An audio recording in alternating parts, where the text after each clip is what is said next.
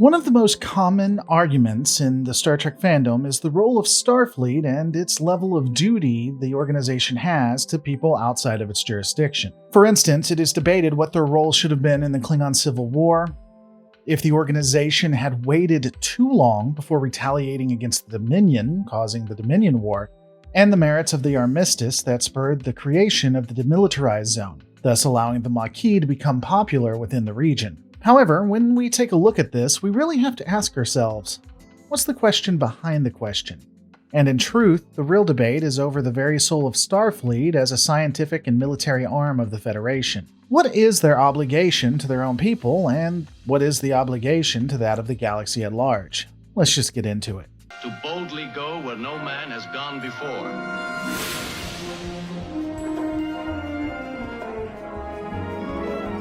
The Federation was founded by 4 different independent species: the United Earth, the Andorian Empire, the Tellarites, and the Vulcan High Command. The latter of which was disbanded, and yet, somehow still the Vulcan High Command exists at a later point.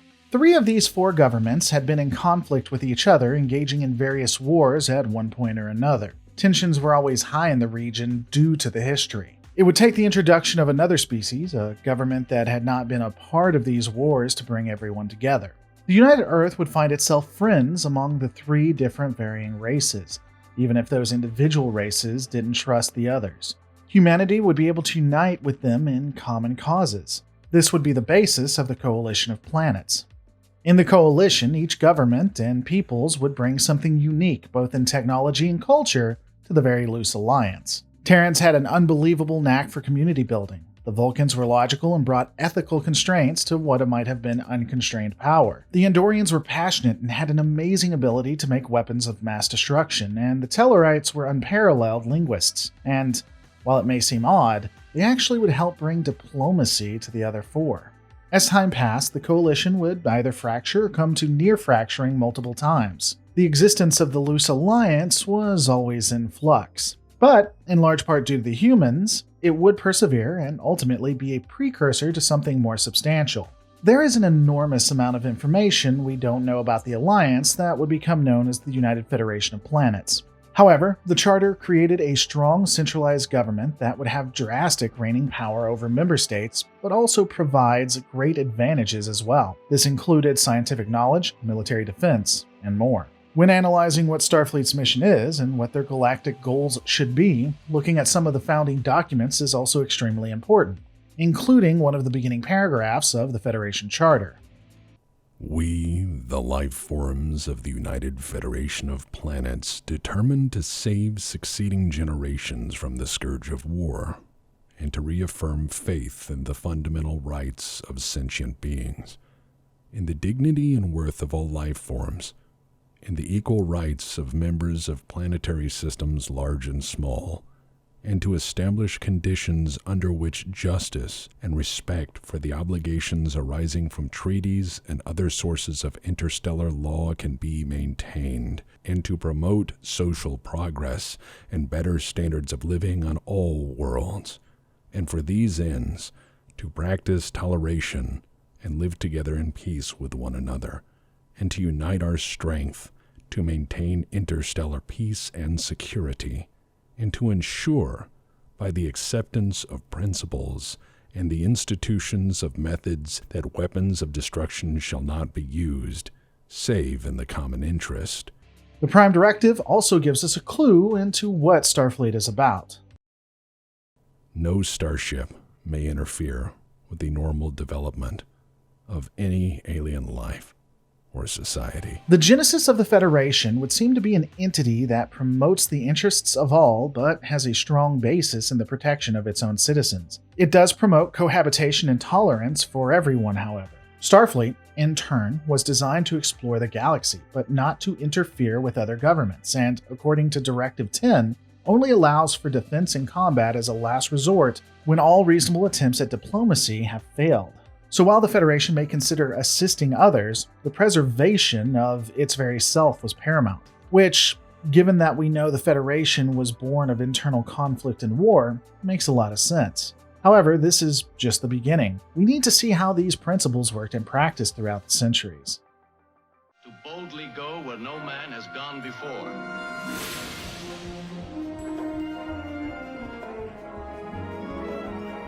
Like what we saw with the genesis of Starfleet, the history of the entity and its parent government, the Federation, is murky at best. We do know that from the late 22nd century into the mid to late 23rd century, a mini technological revolution was enjoyed by Federation citizens. These vessels also had extremely brilliant virtual intelligence that really bordered on artificial intelligence when you take a look at them. There were also other advanced technologies from a multitude of civilizations. In this time, the Federation would see relative peace and have a Starfleet focused on exploration. Due to that, Starfleet did expand among the stars and initiated first contact with multiple spacefaring civilizations. This expansion would see continued proliferation of Federation ideals and authority. Starfleet officers forgot about the roots of the original member worlds and began to look at themselves as explorers only, being surprised when military intervention was required. Eventually, Starfleet spread Federation influence so far that it began to touch the borders and edges of the Klingon Empire. This would cause an issue when an internal power struggle within the Klingon Empire plunged the Federation and Klingons into a war. In the end, Starfleet's focus on expansion and science resulted in defense systems that faltered, making them ill-prepared for what was to come. The Klingon War of 2256 to 2257 saw the decimation of Starfleet and a receding of the Federation's borders all the way back to the original core worlds, including Earth.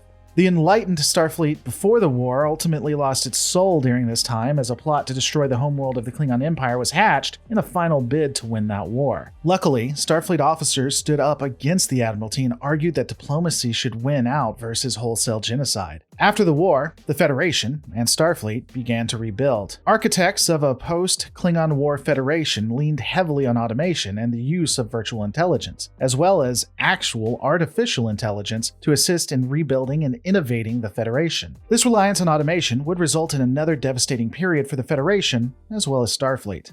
An AI, known as Control, manipulated a secretive organization with the codename Section 31 and ultimately turned them into a puppet state. Section 31 indirectly assisted in the assassination of Starfleet admirals and killing of multiple Starfleet officers, as well as civilians. After Control's defeat, the Federation and Starfleet would enter into a dystopian period. Technology heavily regressed, with AI being mistrusted and rarely used. The Federation's expansion slowed dramatically as Starfleet became a type of merchant navy that did some exploration. Starfleet provided defense, trade, assistance, and facilitating the movement of resources of various planets to assist and safeguard the citizens of the Federation.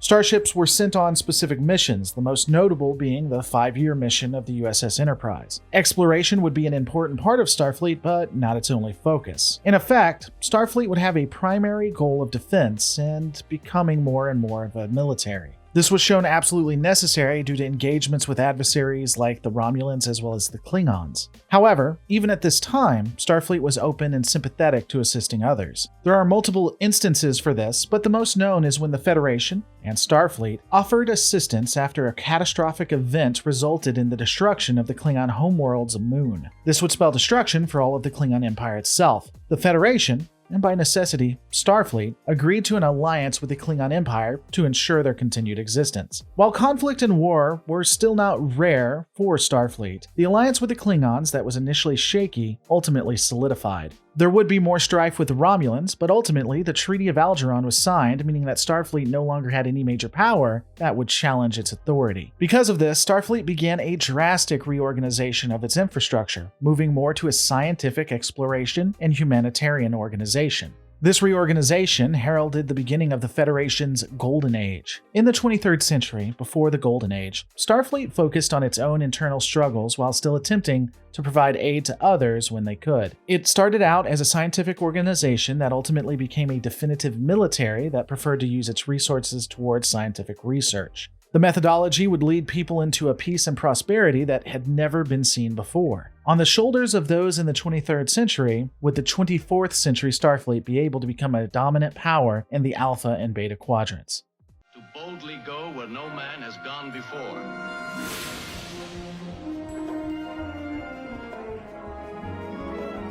As of the upload of this video, The years between 2293 to 2371 are largely unexplored. Known history continues around 2371 with the beginning of the next generation. Logically, that means there's roughly 78 years worth of adventures that are vague at best and unknown at worst. It would be during this time that the before-mentioned Treaty of Algeron occurs. Starfleet largely began to shed its militaristic aspects, and officers for the organization started seeing Starfleet as an exploration force that assists with others and explores the universe. Combat, it was argued, was a small purview of a Starfleet captain's day-to-day operations. The borders of Starfleet started to once again grow, even exponentially faster than it had in 2256. Based on dialogue and what we see in various episodes, the Admiralty realized the Golden Age was beginning to wane by 2371. Increased issues with the Ferengi and Romulans became ever more looming threats, and Starfleet diplomacy began to reflect this fact. Warp-capable societies were starting to be fast-tracked into the Federation. This process would continue until at least past the Dominion War, a conflict we'll be getting into shortly. The exploration outfit started adding territory with an almost reckless abandon. Like we have seen historically, they also would not innovate their weapon systems to engage new threats, and more rely on older defenses that were domineering for the parts of space they had already explored, but relatively weak compared to what they were about to face. This reality came crashing down when a powerful species known as the Q introduced the Federation to the Borg. The Borg Collective was a far superior race that Starfleet had no ability to defeat through military means. At least initially. A single Borg vessel would annihilate their fleets and come close to assimilating Earth.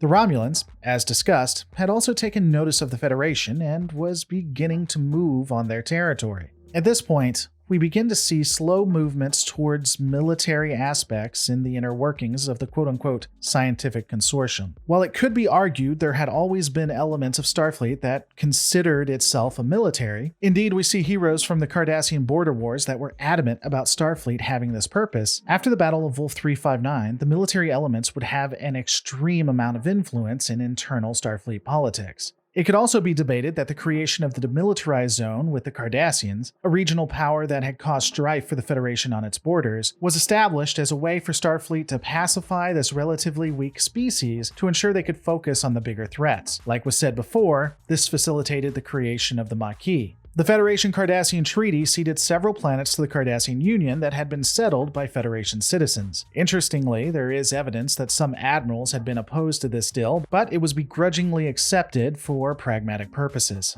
Many Federation citizens and Starfleet officers felt that this was a betrayal of Starfleet principles and joined together to create the Maquis. The Maquis, despite popular belief, was both various former Federation colonies, with colonists just wanting to live their lives, as well as a terrorist network that worked to remove the Cardassians from their territory. The creation of the demilitarized zone would have to be one of the low points for Starfleet. While most organizations would be given a pass for this realistic compromise, Starfleet consistently touts itself as being the pinnacle of humanity, of sentience, that they were above the pettiness found in other governments in the galaxy. This single action belied the real nature of the pseudo-military organization. Things would only continue to get worse with the introduction of the Dominion, an authoritarian government with superior technology. Due to the increased Borg and ultimately Dominion threats, Starfleet research and development returned to designing vessels that were combat-oriented to deal with growing enemies the Federation had. Most of these designs heavily focused on armaments while still having scientific application. Examples included the Intrepid and Sovereign, though at least one class was specifically designed for war, that being the Defiant class.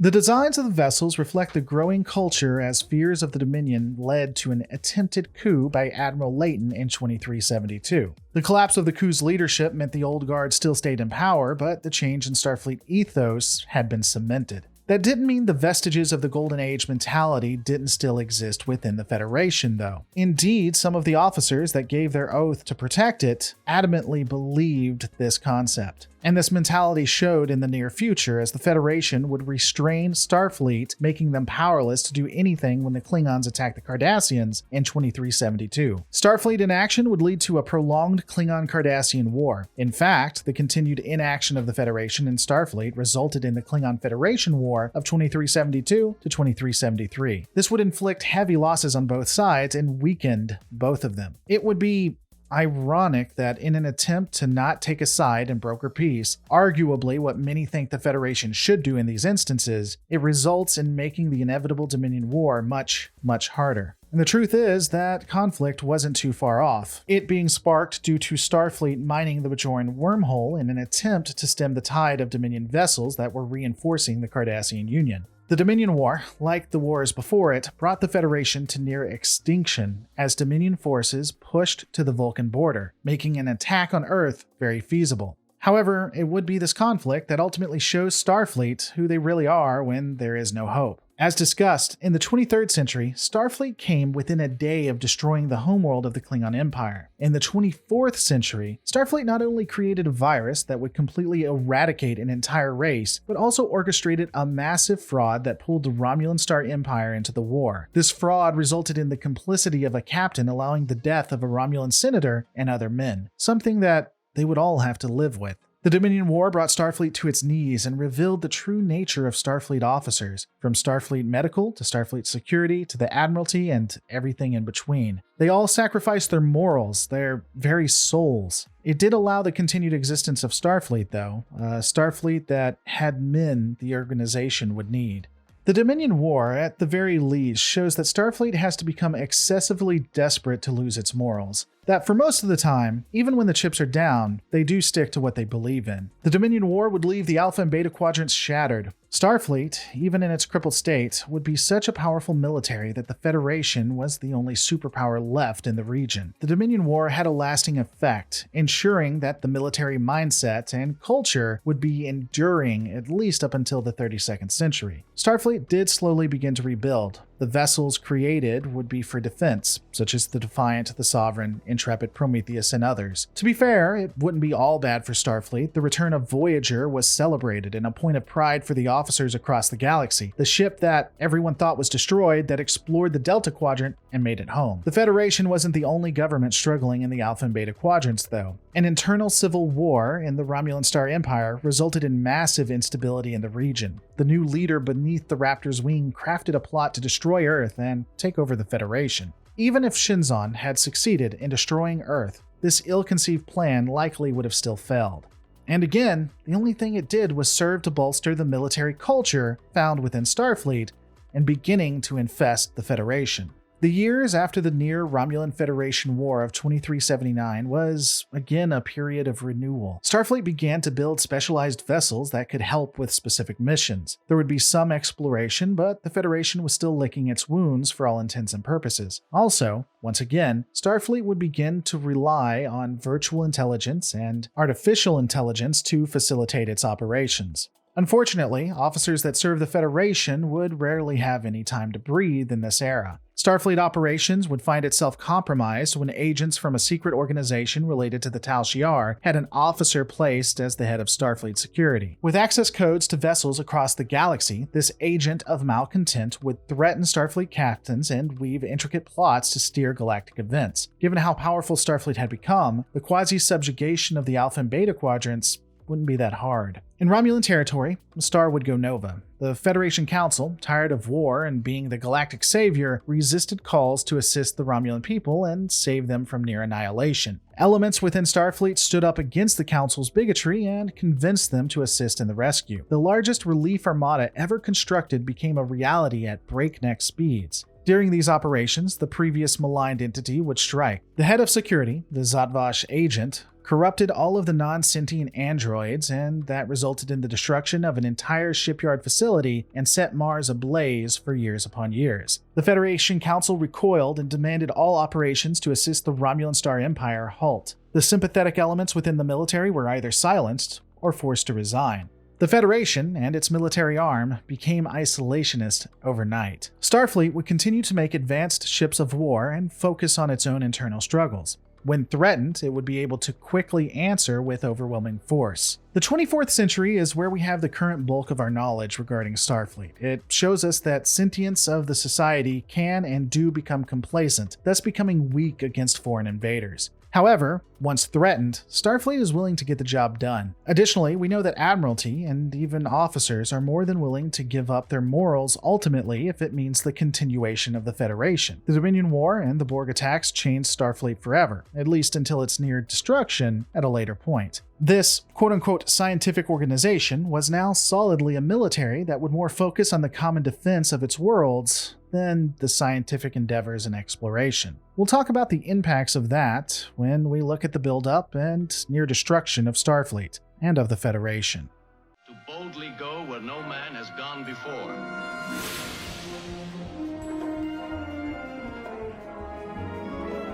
As alluded, the 25th to 31st centuries are largely unknown, as of the upload of this video at least. From what we can tell, Starfleet became so large that it encompassed most of the Alpha and Beta quadrants. You could argue that due to its size, it would not have to worry about conventional warfare, but more have to focus on interdimensional conflicts along with temporal engagements. We know the Federation fought the Sphere Builders in the 26th century, and Starfleet was a large player in the temporal Cold War. In the 30th century, dilithium, an already rare element, would begin to become scarce in the galaxy as a whole. This forced the Federation to pressure its member worlds to focus more on the needs of the galaxy versus the rights of their own citizens. Starfleet, as its own entity, would be so busy in other conflicts as well as finding dilithium that there's no evidence of officers standing up to the Federation Council's presumable overreach of authority. In the 31st century, a phenomenon known as the Burn devastated the Federation. In an instant, relatively thousands to tens of thousands of service members would be killed, and hundreds to thousands of ships destroyed. Earth, Vulcan, Tellarite, and other member worlds would secede from the government, and Federation headquarters would move to an undisclosed area in space